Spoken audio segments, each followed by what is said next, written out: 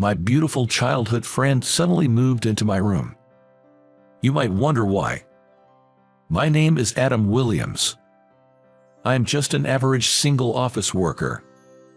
But right now, I'm doing my best raising a child. The 3-year-old girl is active and sometimes a handful. Every day I was flitting back and forth between work, daycare, and home. You might wonder why I, a single man, am raising a child, and there is a big reason for that. The 3-year-old I'm raising now is my niece, Hannah. Her mother is my sister. However, my sister and her husband died in a traffic accident 6 months ago. My parents are elderly and often in and out of the hospital due to poor health. I thought of turning to my brother-in-law's family, but it seems they were not on good terms, so I couldn't rely on them. But I felt bad putting her into an institution, so I decided to raise her myself. Luckily, I have a decent income and a good amount of savings as a single man. On top of that, my workplace is flexible with hours, and my boss, who is also raising a child, fully supports me.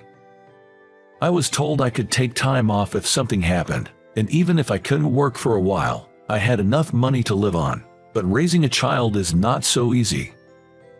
Hannah, now 3, is starting to learn words and talk about various things.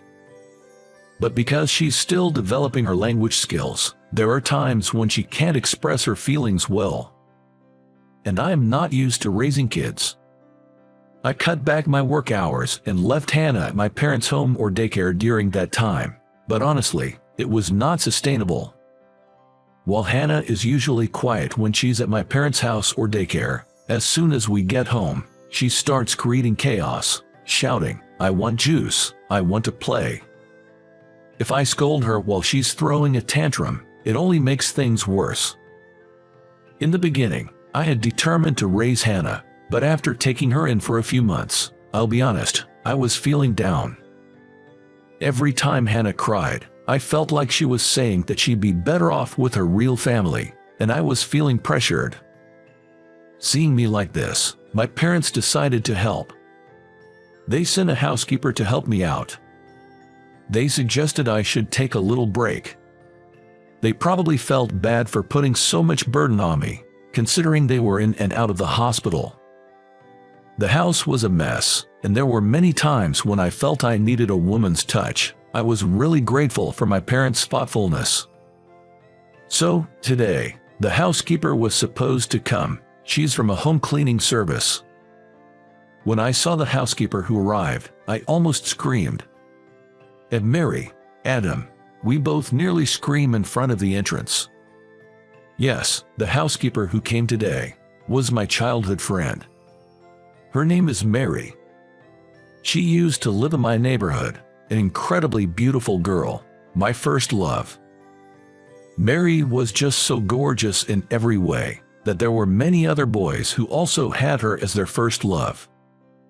She had clear skin, beautiful long black hair, a figure that developed too well, and a calm smile. There's no way not to fall for her, and indeed she was extremely popular. By the time we were in the later grades of elementary school, there were love letters in her locker every day, and there was a legendary story about her receiving countless gifts on her birthday. When we got to middle school, the number of boys she turned down was countless, and I, who had been good friends with her since elementary school and often walked to school with her, was quite resented. But our relationship as good friends didn't last forever. Around middle school, she started being followed by a bad guy. Her parents decided they couldn't solve the problem and moved away with Mary when she graduated from middle school. We kept in touch for a while, but eventually we drifted apart, and that leads us to now. I'm surprised. I thought the name sounded familiar, but I didn't expect it to be you, Adam. No, I didn't expect you to be the one coming either. Apparently, Mary had received my information from the company, but now I'm not living at my parents' house, and this place is not near my childhood home.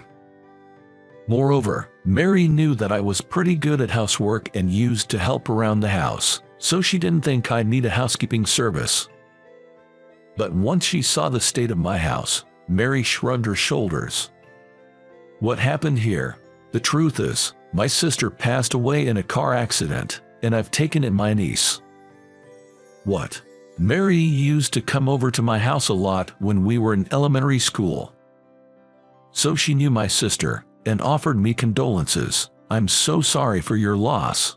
Hearing those words makes me a bit sentimental. I was trying to raise her well, though I know I can't replace my sister, but I've got my hands full taking care of her, and as you can see, don't be so hard on yourself. This is your first time raising a kid. If you have time to feel down, spend it with your niece. After saying this, Mary started to get busy. She opened the windows to let in fresh air, quickly put the laundry I'd taken off into the washing machine, and started tackling the dishes pile. She was like a wizard.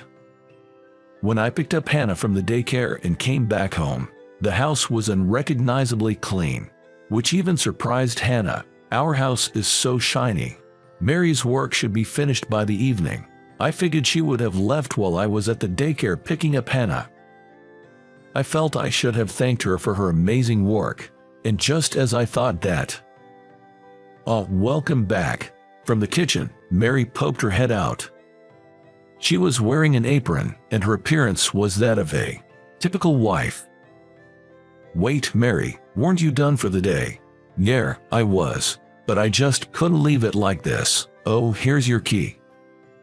I had left my key with Mary and asked her to leave it in my mailbox when she was finished. I didn't want to keep Mary until the time I picked up Hannah, but it seems like she stayed anyway, after notifying her company that she'd be going straight home. "Nice to meet you, Hannah. I'm sorry to bother you at home. My name is Mary. You must be surprised, right?" Mary squatted down to say hello to Hannah, but Hannah, perhaps a bit shy, clung tightly to my leg. Seeing this, Mary smiled and said, "It's a bit intimidating, isn't it?" and then looked at me. "Come on, wash your hands and gargle. I made dinner, so let's fill your tummy first." "But, aren't you off work?" "Yeah, I'm done, but I just wanted to help out personally. I hope you don't mind." Mary looked up at me, her head cocked to one side, and honestly, I couldn't resist her charm. In fact, I was quite pleased. I have joked about wanting to try Mary's cooking before I left to pick up Hannah, and it seems she had heard me. Of course, I can cook too, but there are times when you just want to eat someone else's homemade food. So, I decided to let myself enjoy Mary's hospitality today. Hannah was initially nervous, but the moment she tasted Mary's hamburger, she said, "Delicious, better than yours, Uncle," and was wolfing it down. In no time at all, she warmed up to Mary. It's a hard pill to swallow, but Mary's burger is dozens of times better than mine. I wonder how she manages to make such a juicy and fluffy hamburger. And she even shaped the burger into a bear to make it appealing to children. Seeing Hannah's delighted face, even though I felt a bit frustrated, it must have shown on my face. Since you, Adam, have been taking care of Hannah, I was able to focus on the cooking. That's why it's only natural that my cooking is better than yours. She said something like that. At that moment, I felt my heart, which had always been half-hearted about childcare, suddenly lighten. It's always like this. Mary knows just the right words to say when you need them. When I lost a fight in elementary school and was feeling down, Mary would comfort me, saying, "Is it really amazing to win a fight? I don't think so. You're just fine as you are, Adam." And when it looked like I wouldn't get into the college I wanted, she gently pushed me forward, saying, "It's not the end of the world if you don't get into that school. You'll have other opportunities at other schools, and if you stress too much, you might fail to seize even those you could have." Thanks to her, the pressure eased, and I was able to successfully pass the exam. But Mary moved away, and I haven't been able to return the favor. I was thinking about this while I was putting Hannah to bed. I'm a grown man, and I really wanted to do something to repay her. But I've spent a long time apart from Mary, and honestly, I didn't know what she would want. So I asked Mary, "Hey, Mary, I want to thank you for everything you did today. Is there anything you want?" When I suddenly said that, Mary looked surprised with wide eyes. What's with you all of a sudden?" "No, it's not sudden. I've been helped by you since the old days, Mary. I just want to return the favor." "That's a bit too much." Mary tried to laugh it off, but seeing my serious gaze, she coughed a little in embarrassment. "Well, if you insist, there is something I want." "Really? What is it?" "I can't promise anything, but I'll try to get it for you." "Well, a spare key to your place." What? Mary looked straight into my eyes, without making a joke. "Well, without me around, Adam, I think you'll mess up the room in no time." Also, I'm worried about Hannah. Girls grow up so fast. Even you sometimes make comments that lack delicacy, so I want to stick around for a while." Saying that, Mary extended her hand. "Are you sure about this?" "Absolutely. It will be convenient for me, and I'll be happy to have access to your house." Mary gifted me with a warm smile, so I handed her the spare key. Since then, my life has changed dramatically. In the beginning, Mary would come over in between her housekeeping service jobs, but that was just at first. Lately, she's started staying over at my place, claiming that it's too much trouble to go home. Living under the same roof with the woman I once adored. It's a wonderful thing. But the reality is, with a 3-year-old girl in the house, there's no time to dwell in such moods. Thanks to Mary taking over the housework, I can spend time with Hannah, and Hannah returns home having learned a lot at her daycare. If I take my eye off her for even a moment, I'd surely be left behind her growth. So, I was happy that I could properly look after Hannah, and Hannah too has seen changes. She must have associated Mary with her mom. Hannah started to become more dependent on Mary, and she stopped throwing tantrums. Even if Mary isn't her mother, the presence of a woman who is there to protect her must have comforted Hannah. Before we knew it, neither Hannah nor I could imagine a life without Mary. We started going out together, playing together, just like any normal family. It was about time to be a real man. I started thinking about marrying Mary, and wishing that we could stay together forever. But what about Mary? Well, she's done so much for us. I wanted to believe she feels the same way. But this is not something I can rush into. With that thought, I hesitated. Can anyone blame me? I didn't want to ruin this relationship. But all things have an end, and that day came suddenly. Actually, I was married before. It was when Hannah was asleep, and we were enjoying a quiet drink. Perhaps buoyed by the alcohol, Mary dropped this bombshell out of the blue. What? I was so surprised that I involuntarily screamed out loud. I hurriedly clamped my mouth shut and looked at the bedroom, but Hannah hadn't woken up. Feeling relieved about that, I listened to the rest of Mary's story. I thought, this guy seems nice, I could marry him, but turned out he was a huge narcissist. He only kept me around because I was pretty, and he demanded I make an effort to stay beautiful. Can you believe that? Mary was unusually venting as she said so. Despite her beauty, Mary was always sought after for her looks. Whenever Mary did anything even slightly ungirly, they all left her. It's so much easier with you, Adam. You don't complain if I don't drink cute cocktails, or comment on the design of my pajamas. That's just because your taste is so terrible, I've given up commenting on it. What did you say? While exclaiming, Mary puckered her lips and guzzled her beer in a robust manner. She always drinks like this, but today she was even faster and more masculine. By the way, the pajamas she's wearing today have a rather unique design, featuring a character depicted as a teacup with arms and legs, sitting on heels. I wondered why Mary chose it, but Hannah found it very good. I didn't understand it, and I'm not one to comment on Mary's clothes, but if a woman differed from their ideal, some men would point it out or even enforce their ideals. That must be quite stifling. So, thank you, Adam. For always accepting me. I should have married you. I wonder why I ever let you go. With that, Mary slumped over the table. I thought it was her way of hiding her embarrassment, but I was wrong. Mary had fallen asleep right then and there. Sheesh, you've had too much to drink tonight. I carried Mary to bed. In her own way, Mary must have struggled. All that struggle just spilled out a little. It's just because of the alcohol. This isn't Mary's true feelings. Besides, she just mentioned she's been divorced. She's probably trying to tell me she's not thinking about getting married again, but if she does want to get married, she'd want it to be with me. I just don't know anymore. I seriously pondered what Mary had said, but I still couldn't find the answer. So, the following evening, without a nightcap, I asked Mary. I figured I had to ask. Mary, do you want to marry me? What?